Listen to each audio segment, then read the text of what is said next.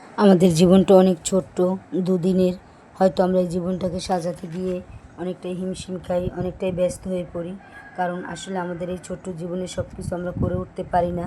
তাই আমার জানা মতে কিছু জিনিস মানে কয়েকটা কাজ হয়তো বা করতে পারলে বাকি জীবনটা হয়তো সুন্দরভাবে কাটানো যায়। আর এর জন্য আমার সময়সীমা হবে 30 বছর। এই 30 বছরের মধ্যে আমি যদি সব কিছু গুছিয়ে উঠতে পারি তাহলে হয়তো বা বাকি জীবনটা আমার অনেক সুন্দর হবে এবং অনেক পারফেক্ট হবে। আর এজন্যই আমি বলবো যে প্রথমত আমাদেরকে সবাইকে ক্যারিয়ারের দিকে ফোকাস করতে হবে।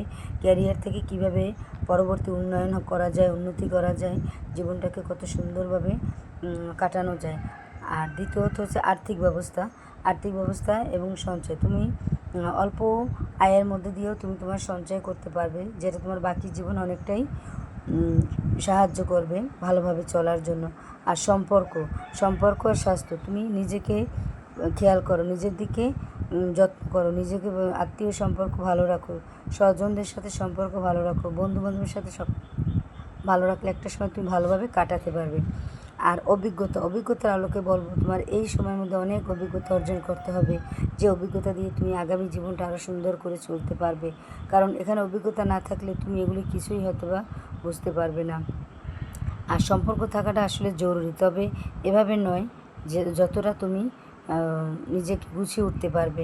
আর এই জন্য তোমাকে সবসময় ভাবতে হবে যে তোমাকে চেষ্টা থাকতে হবে যে আমাকে যা কিছু করতে হবে আমার এই 30 বছরের মধ্যেই। এই 30 বছরের মধ্যে যদি আমি আমাকে উন্নতির পথে নিতে পারি, আমি আমাকে সুন্দর করে সাজাতে পারি, আমার জীবনটাকে পারফেক্টভাবে সাজাবে, তাহলে হয়তো আমি একটা সময় এখান থেকে ভালো থাকবো। আর ভালো থাকবো মানেই আমি অনেক ভালো থাকবো। তো বন্ধুরা, আমার এই কথা তোমরা মনে রেখো এবং এভাবেই 30-এর আগে নিজেকে গুছিয়ে ফেলো।